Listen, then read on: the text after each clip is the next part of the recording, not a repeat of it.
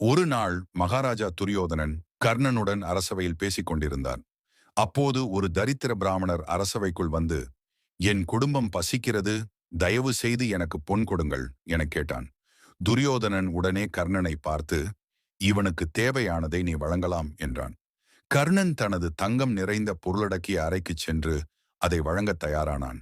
ஆனால் அவன் சென்றவுடனே துரியோதனனும் அவனை சோதிக்க விரும்பி அவனைத் தொடர்ந்து சென்றான். கர்ணன் அறைக்குள் சென்று தங்கமெடுத்து வராமல் உடனே தனது கனக கங்கணத்தை உடைத்துக் கொண்டு பிராமணரிடம் கொடுத்தான். இதை பார்த்த துரியோதனன், ஏன் இவ்வளவு அவசரத்தில் உன் கையில் இருந்ததை உடைத்துக் கொடுத்தாய்? அறையில் சென்று எடுத்து வரலாம் இல்லையா என்றான்.